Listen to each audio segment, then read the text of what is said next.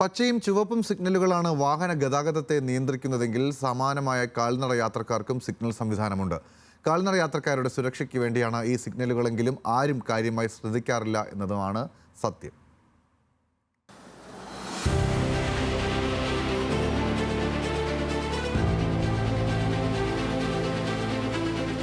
തിരുവനന്തപുരം നഗരത്തിലെ ഏറ്റവും തിരക്കേറിയ വീതിയാണിത്. കിഴക്കേക്കോട്ടയിലെത്തി ഒന്ന് മാറി നിന്ന് നോക്കിയാൽ തിരക്ക് പിടിച്ച ജീവിതങ്ങളുടെ പരിച്ഛേദം കൃത്യമായി വ്യക്തമാകും.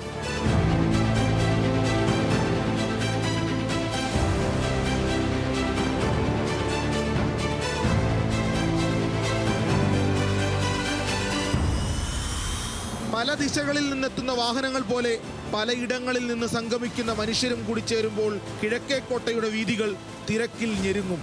കാൽനട യാത്രക്കാർക്ക് റോഡ് മുറിച്ചു കടക്കാൻ ഇവിടെ വലിയ പ്രയാസമാണ്. അപകടങ്ങളുടെ നീണ്ട നിര തന്നെയുണ്ട്.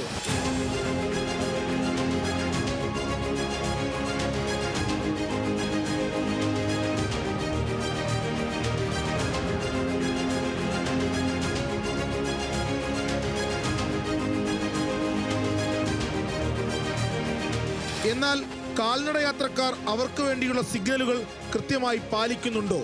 ഇല്ലെന്ന് തന്നെ പറയാം. സീബ്ര ലൈനുകൾ മാത്രം നോക്കി റോഡ് മുറിച്ചു കടന്നാൽ പതിയിരിക്കുന്നത് വലിയ അപകടമാണ്. കാൽനട യാത്രക്കാർക്ക് വേണ്ടിയുള്ള ഈ ഗ്രീൻ സിഗ്നൽ പലരും ശ്രദ്ധിക്കാറില്ല. എനിക്ക് ഇത് വച്ചിരിക്കുന്നതല്ല, നമുക്കൊരിതല്ല.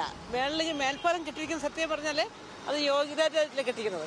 ആൾക്കാർ ഇപ്പോൾ ഇപ്പോഴും നടന്നു പോകുന്നത് അതുവഴി കയറി ഇറങ്ങുന്ന സമയം മതി നമുക്ക് 4 പ്രാവശ്യം ക്രോസ് ചെയ്യുന്ന സമയം. പിന്നെ സിഗ്നൽ നോക്കി നമ്മൾ കാൽനടക്കാരെ കുറച്ച് ശ്രദ്ധിക്കണം. കാൽനടക്കാരെ അവർ തോന്നുമ്പോൾ നടന്നു കഴിഞ്ഞാൽ അവരിപ്പോൾ ഞാൻ തന്നെ ഉണ്ട്, ഒരു വണ്ടി എടുക്കുമ്പോൾ അതിൻ്റെ ഇടയിൽ കൂടെ എങ്ങനെയെങ്കിലും പെട്ടെന്ന് ക്രോസ് ചെയ്യാൻ വിചാരിക്കും. ஆட்டோ டிரைவர் ரொம்ப மோசம். அது டிரைவர் அதுபோல் போட்டி போட்டுன்னு போகிறது பஸ் டிரைவர்ஸ் எல்லாம் ஒன்றுக்குள்ள நான் முன்னால் நீ முன்னால் அப்படின்னு போகிற மாதிரிலாம் நிறைய பேர் வந்துட்டுருக்கா. இதெல்லாம் ரொம்ப ரிஸ்க்கு. அது நமக்கும் பசங்க இருக்கா, നമുക്ക് അമ്മ അപ്പ இருக்கா, നമുക്ക് ഇപ്പോൾ താത്ത പാട്ടി இருக்கா, അതെല്ലാം നാവും വെച്ചുക്കണം. കഴിഞ്ഞ വർഷം സംസ്ഥാനത്താകെ കാൽനട യാത്രക്കാരുടെ അശ്രദ്ധ കൊണ്ട് 63 അപകടങ്ങൾ നടന്നതായാണ് കണക്ക്. ഈ അപകടങ്ങളിൽ 10 പേർ മരിച്ചു. ഗതാഗത നിയമങ്ങൾ എല്ലാവർക്കും കൂടിയാണ്. അതിൽ ഓരോരുത്തരും പുലർത്തുന്ന ജാഗ്രതയിലൂടെയേ റോഡുകൾ അപകടരഹിതമാകുകയുള്ളൂ.